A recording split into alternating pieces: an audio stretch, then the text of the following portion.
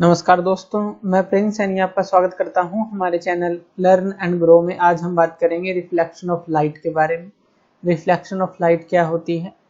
तो सबसे पहले जो रिफ्लेक्शन ऑफ लाइट है इसको समझ लेते हैं।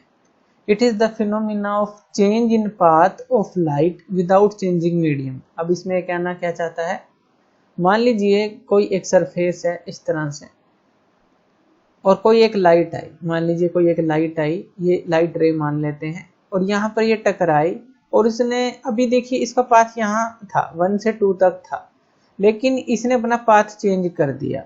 मान लीजिए ऐसे कर देती है, ये 2 से 3 की तरफ चली जाती है, तो इसको रिफ्लेक्शन बोलते हैं। लेकिन इसने मीडियम चेंज नहीं किया। मीडियम का क्या मतलब है, मान लीजिए कि ये जिस मीडियम में चल रही थी उसी मीडियम में चलेगी। अब मान लीजिए यहाँ पर ये कोई ग्लास ले लें आप, तो ये इसके अंदर नहीं गई, ऐसा कह लें कि ये जो है बाहर से बाहर आई उसी मीडियम में। मान लीजिए एयर था मीडियम, तो वहां पर आई और वहीं से चली गई।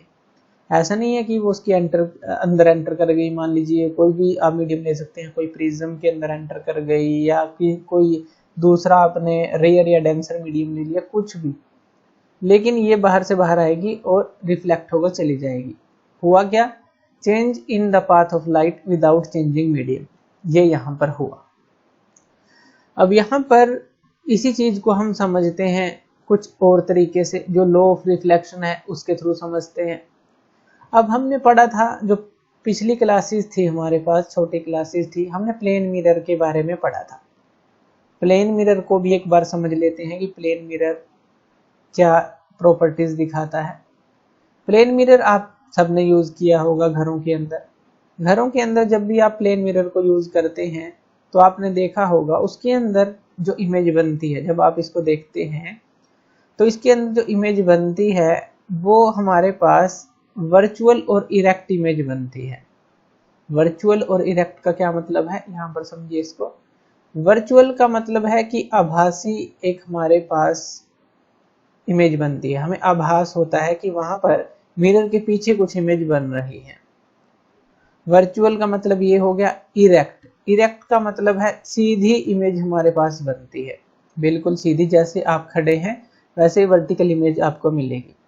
लेकिन मिरर के अंदर आपको देखने को मिलता है लेटरली इन्वर्जन, या लेटरल इन्वर्जन कह लीजिए। इसका मतलब क्या है, इसका मतलब है लेफ्ट का राइट में चेंज हो जाना और राइट का लेफ्ट में चेंज हो जाना। कैसे, मान लीजिए यहाँ पर ये जो है आपका राइट हैंड है। अब अगर आप इमेज को देखेंगे तो ये उसका, ये क्या होगा, ये लेफ्ट हैंड होगा, यानी कि ये लेफ्ट हैंड होगा, ये राइट हैंड होगा। आपका इमेज में देखेंगे तो वो लेफ्ट हैंड होगा। तो राइट का लेफ्ट में राइट का जो है चेंज होना, उसका लेटरली इन्वर्जन भी बोलते हैं। तो ये सारी चीजें प्लेन मिरर के केस में आती हैं। और प्लेन मिरर को हम मानते हैं कि एक स्मूथ सरफेस होता है जो पूरी लाइट को रिफ्लेक्ट करता है। तो इतना क्लियर है। तो यहाँ पर हम मान लेते हैं कि कोई एक प्लेन मिरर है हमारे पास।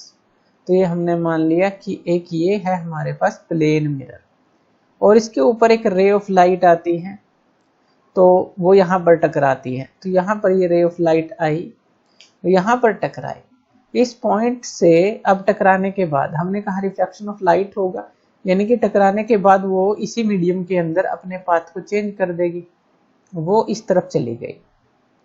अब मिरर को जो है इस पॉइंट पर हम एक नॉर्मल ले लेते हैं, तो ये नॉर्मल हो गया।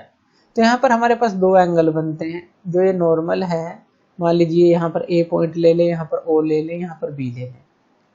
तो ए से ओ जब ये रे आई तो यहाँ पर जो एंगल बनेगा वो एंगल ऑफ इंसिडेंस हम बोलेंगे, क्योंकि यहाँ पर वो टकरा रही है। इंसिडेंट एंगल जो है, एंगल ऑफ इंसिडेंट। और यहाँ पर जो है ये रिफ्लेक्ट हो रही है, तो इसको एंगल ऑफ रिफ्लेक्शन बोलेंगे। अब ये जो इंसिडेंट रे है इसको हम इंसिडेंट रे बोलेंगे, ये रिफ्लेक्टेड रे हो गई। और ये जो नॉर्मल है, ये तीनों ही एक ही प्लेन में होते हैं, सेम प्लेन के अंदर ये होते हैं, ये भी ध्यान रखना है। According to law of reflection, जो एंगल ऑफ इंसिडेंस ये होता है, ये एंगल ऑफ रिफ्लेक्शन के बराबर होता है। तो यहाँ पर लिख लेते हैं कि जो एंगल ऑफ इंसिडेंस है वो एंगल ऑफ रिफ्लेक्शन के बराबर होता है। यानी कि जिस हिसाब से एंगल इंसिडेंट करेगी जितने एंगल पर, उतने ही एंगल पर ये रिफ्लेक्ट करेगी। और ये तीनों एक प्लेन में होते हैं, जैसा हमने देखा इंसिडेंट, रिफ्लेक्टेड और जो नॉर्मल है, ये भी याद रखना है। अगर यहाँ पर हम इंसिडेंट एंगल को 0 डिग्री ले लें तो क्या होगा? तो यहाँ पर एक केस हमारे पास आता है, मान लीजिए प्लेन मिरर है और ये इंसिडेंट रे है हमारे पास। इंसिडेंट रे जो है इस तरफ आ रही है, क्योंकि आई जो है 0 है, तो यहाँ पर वो टकराएगी और वापस जो है यहीं से रिफ्लेक्ट हो जाएगी, क्योंकि उसको मीडियम तो चेंज करना नहीं है। यहाँ पर टकराकर वो वापस हो जाएगी, यानी कि रिफ्लेक्टेड रे का भी जो एंगल है वो भी 0 डिग्री होगा। तो ये चीज यहाँ पर क्लियर हो जाती है कि एंगल आई जो है आर के बराबर ही होता है। अब यहाँ पर तो हमने एक प्लेन मिरर की बात की, लेकिन ऐसा भी तो हो सकता है कि हम दो मिरर लें, तो उनके बीच में इमेजेस किस तरह से बनती है, चलिए वो जान लेते हैं। यहाँ पर हम एक हॉरिजॉन्टल मिरर ले लेते हैं, साथ ही किसी एंगल पर हम एक दूसरा मिरर ले लेते हैं। मान लीजिए ये जो एंगल है इन दोनों के बीच में थीटा है। यहाँ पर कोई भी आपने एक ऑब्जेक्ट ले लिया, यहाँ पर ऑब्जेक्ट ले लिया, तो इसकी कितनी इमेज बनेगी इन दोनों मिरर के बीच में अगर एंगल थीटा है? तो यहाँ पर हमारे पास जो नंबर ऑफ इमेजेस का फॉर्मूला आता है वो आता है 360 डिग्री बाई थीटा -1। ये किसके लिए आता है? अगर 360 डिग्री बाई थीटा जो हो एक इवन इंटीजर हो, याद रखना है इवन इंटीजर हो। ऐसा क्यों है ये भी अभी हम देखेंगे। और n equal to 360 degree by theta होगा अगर जो n है हमारे पास, जो अगर ओड आ जाता है यानी कि सीधा, तो अगर 360 डिग्री बाई थीटा जो है वो ओड इंटीजर हो, ओड इंटीजर हो, तो इसके लिए ये केस रहता है। अब ये रहता क्यों है इसको समझ लेते हैं। अब देखिए, मान लीजिए ये एक्स एक्सिस है आपके पास और ये कोई भी लाइन ले रहे हैं, ये वाई एक्सिस है। अब हमें पता है कि ये जो लाइन है अगर हम इसको यहाँ से घुमाएं, मान लीजिए ये स्टार्टिंग में यहाँ पर थी, एक्स के अलोंग थी, आपने इसको थीटा एंगल पर ले गए, फिर आप इसको यहाँ पर वाई तक ले गए जो कि 90 डिग्री एंगल है, फिर आप इसको घुमा रहे हैं यानी कि यहाँ पर ही घूम कर आएंगे, तो ये 360 डिग्री बनाता है। तो वही चीज हमने ली कि यहाँ पर एक मिरर है हॉरिजॉन्टल और ये जो वर्टिकल मिरर है हम इसको हॉरिजॉन्टल से इस तरह से घुमा रहे हैं, यानी कि 360 डिग्री के एंगल पर हम घुमा सकते हैं। तो इसलिए 360 बाई थीटा हमने लिया। और ये -1 क्यों लिया? -1 इसलिए लिया कि अगर इवन इमेज बनती है, मान लीजिए दो इमेज बनेंगी, तो क्या होगा, एक यहाँ पर बन गई, एक यहाँ पर बन गई, क्योंकि इसकी इमेज यहाँ पर बनेगी। अब ये जो है ओवरलैप कर जाएंगी, इसका मतलब क्या है, हमारे पास एक को घटाना पड़ेगा, हम एक ही इमेज जो है वहां पर लेते हैं, तो ये जो है ओवरलैप कर जाती है इमेज जब देखते हैं इनको। तो इवन के लिए हमेशा क्या होगा, मान लीजिए 4 हैं तो एक को घटाना पड़ेगा, 3 बनेंगी, 6 हैं तो एक को घटाना पड़ेगा, 5 बनेंगी।